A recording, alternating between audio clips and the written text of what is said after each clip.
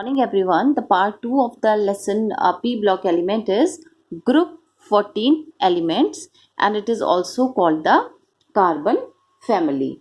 So the group 14 elements contain 5 elements. The first one is the carbon, second one is the silicon, third one is the germanium, next one is the tin, and last one is the lead. So these 5 elements are present in group 14, that is carbon family. So it is the first member of this series or this group is carbon. That's why it is also known as carbon family.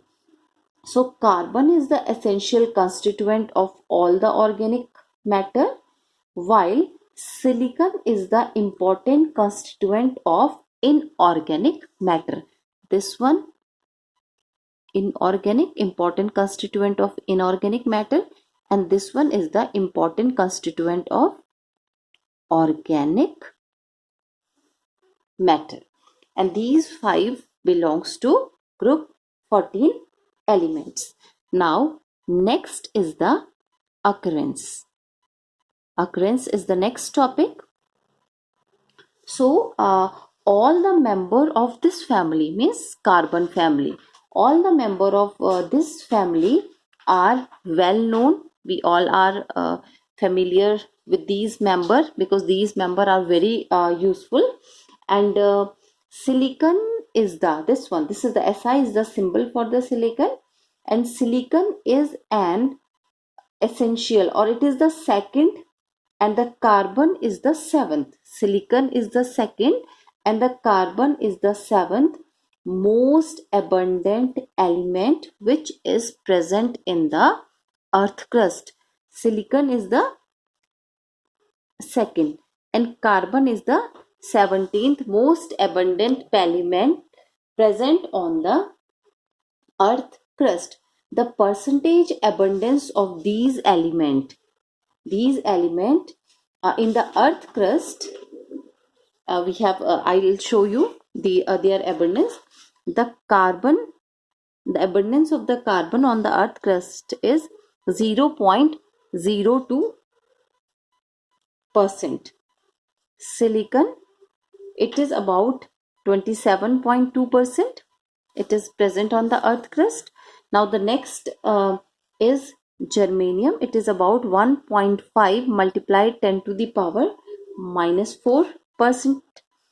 Sn is the symbol for the tin. Sn, capital S, small n. It is the symbol for the tin. It is nearly about 2.1 multiplied 10 to the power minus 4.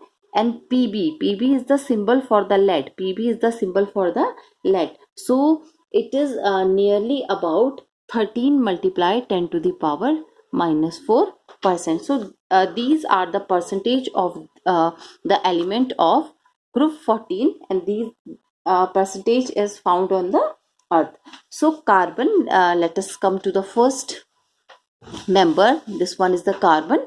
So carbon can exist in the carbon can exist in the free state. Carbon can exist in the free state as well as it is exist in the combined state. This is a state. So carbon exists in both the states, first in the free state and another one in the combined state. And in elemental state, it exists in the form of, we all are aware of this form, that is a coal, diamond, graphite, and one of the important is, that is fullerenes.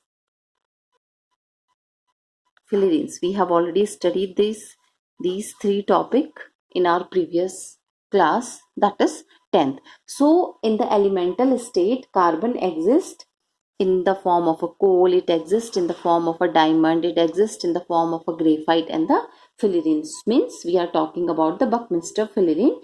And in the combined form, it exists in the form of, if we are talking about the combined state, so In the combined state, the carbon is exist in the form of, that is hydrogen carbonate. HCO3 is the formula for the hydrogen carbonate. It exists in the form of carbonate. CO3 is the formula for the carbonate. It exists as a CO2. This one is a carbon dioxide, and this form is a gaseous form. So in the combined state, the carbon exists in the hydrogen carbonate form, and the carbon dioxide form.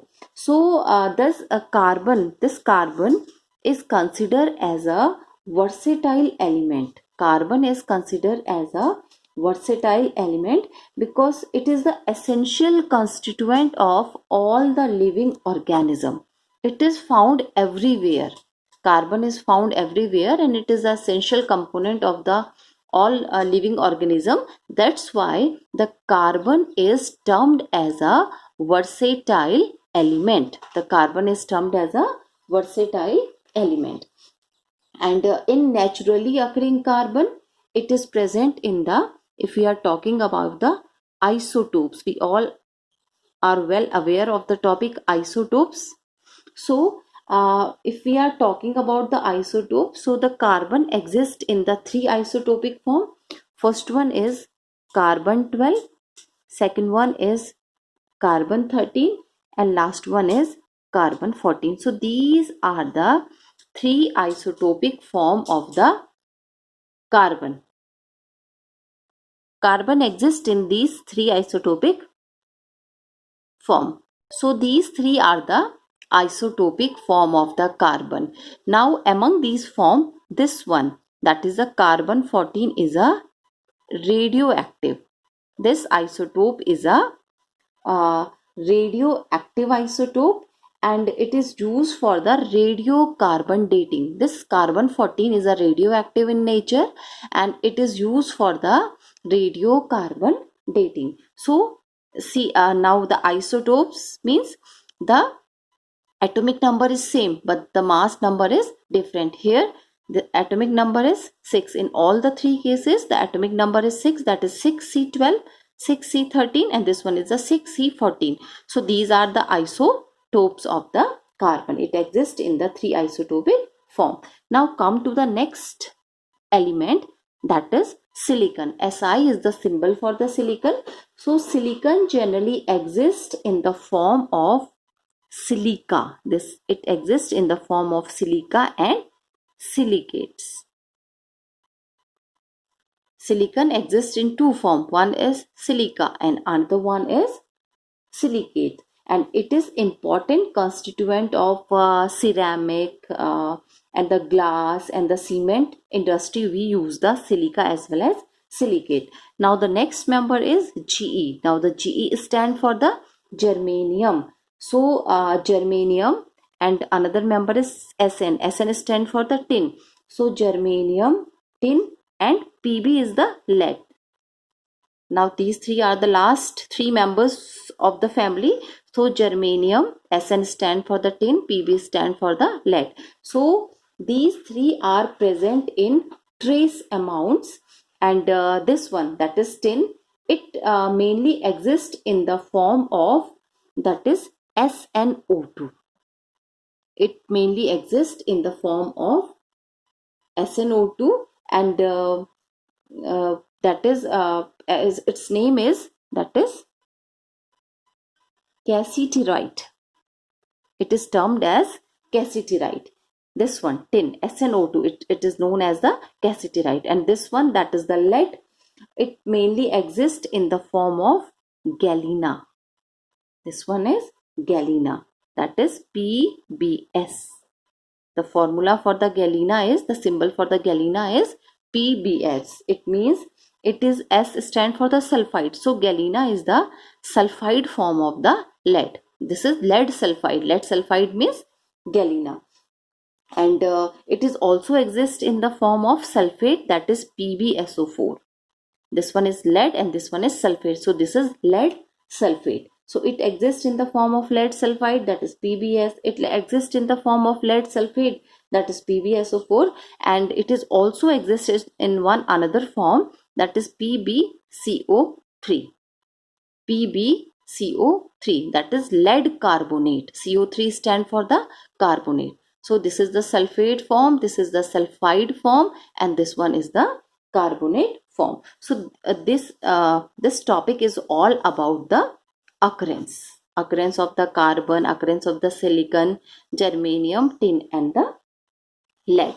Now let us discuss some characteristics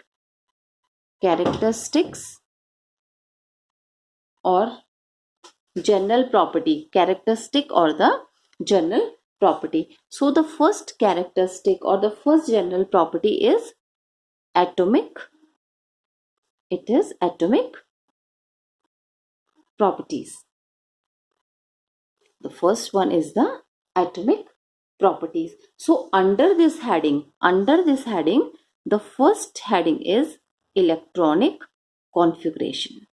The first heading is electronic configuration. So the general valency shell electronic configuration of group 14 element or the carbon family is NS2 NP2. NS2 NP2. It means that the maximum number of electron in the p orbital or p subshell should be 2. That is, it should be 2. So in the outermost orbit, or we can say that in the outermost orbit or in the outermost subshell, we have only 2 electron.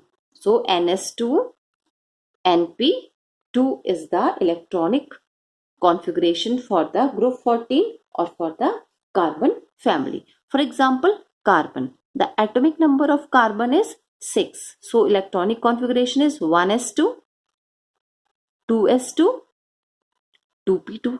It means that this, now here this n represent this value 2. It may be 1, it may be 2, it may be 3, it may be 4. N is equal to 1, 2, 3, 4, 5, 6, 7. So here it means that in the p subshell, the maximum number of electron will be 2. So 2p2. So this is the electronic configuration for the carbon. Now let us take another example, that is the silicon. The atomic number of the silicon is 14. The atomic number of the silicon is 14. Now the electronic configuration is 1s2, 2s2, 2p6, 3s2, and at last 3p2. So again in the p subshell we have only 2 electrons. So this is the electronic configuration, that is ns2 np2. This is the electronic configuration. Since these elements, that is the group 14 elements, also differ in their inner core, just like the element of group 13. So their chemistry is more complex. Their chemistry is more complex than the S block element. And we all know very well the S block element.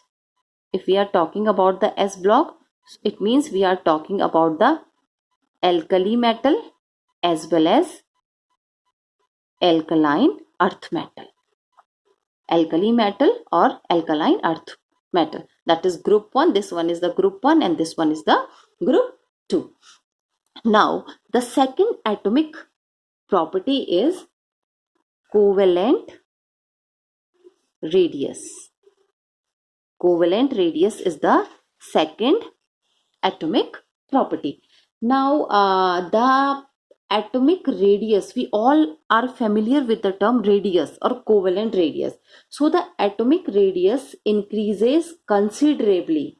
The atomic radius increases considerably from carbon to silicon. The atomic radius increases carbon to silicon, and thereafter from silicon to phosphorus there is only a small increase. Then from silicon to lead, not phosphorus, that is lead, small increase, small increase in the atomic radius, whereas from carbon to silicon the atomic radius increases considerably. And what is the reason behind it, why it happens? Because it is because of the poor shielding effect. This fluctuation in the atomic radius is because of the poor shielding effect. We all know very well, we have already discussed this topic in the previous chapter, that shielding effect, we all are aware of the shielding effect. So because of the poor shielding effect, there is a great change, or it is a anomalous, it shows the members of this family show the anomalous behavior. So this is because of the poor shielding effect of the intervening d and the f orbital in case of the germanium, and in case of tin and the lead, and due to which the effective nuclear charge increases. And if we all are aware of the fact that when the nuclear charge increases, it means the nuclear forces also increases. So it holds, if the nuclear force, if for example this is a nucleus, and if the nuclear force is increases, so it holds these electrons which are present in the outermost orbit, it holds these electrons more tightly. And if it holds these electrons more tightly means, so if the charge is increases, so the nucleus try to pull the electron towards itself. And if nucleus try to pull the electron towards itself, definitely the radii decreases. So this is the main reason why there will be a great difference in the atomic radii. And the atomic radius of these elements, however, is smaller than corresponding element of group 13 due to the increased nuclear charge. Now the next property is IE, that is the ionization energy. IE stand for the ionization energy, or E stand for the energy as well as for the enthalpy. Both are the same term. So the next one is the ionization enthalpy. We all know very well the ionization enthalpy is the amount of energy which is required to pull the electron from the outermost orbit. That amount of energy is known as the ionization energy or ionization enthalpy. So the first ionization enthalpy of these group is higher than the corresponding group 13, that is the boron family. Group 13, if we are talking about the group 13 means we are talking about the boron family, because the first member of group 13 is the boron, and the first member of group 14 is the carbon, that's why it is known as the carbon family. And the influence of the inner core is visible, also visible here. So the ionization energy of carbon is very high and decrease sharply. The carbon has high ionization energy. But it decreases from carbon to silicon.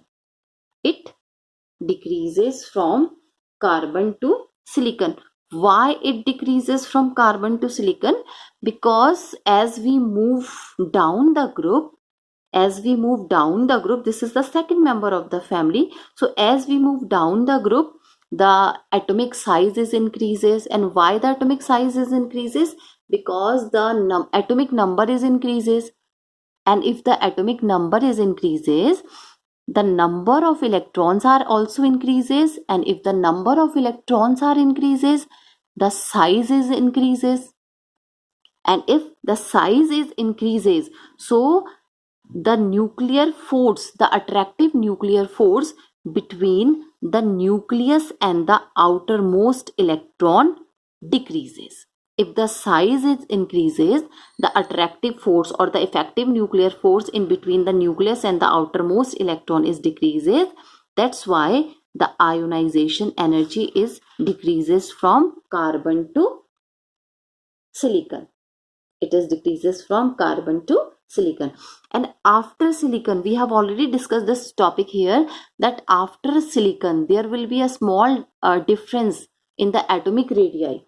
So after silicon, the decrease in the ionization energy is regular but not so much high in comparison to carbon to silicon. After silicon, that definitely there will be a change in the size, or the ionization enthalpy will be increases, but this difference is much more in comparison to silicon to lead, in comparison to silicon to lead. Now the next atomic property, or the next property is that is the fourth one. The next property is electronegativity. This one is the next topic. So electronegativity means it is the tendency to attract the shared pair of electron towards itself. That property or that tendency is known as the electronegativity. So these elements are somewhat more electronegative. The elements of group 14 are more electronegative as compared to the elements of group 13. Why they are more electronegative?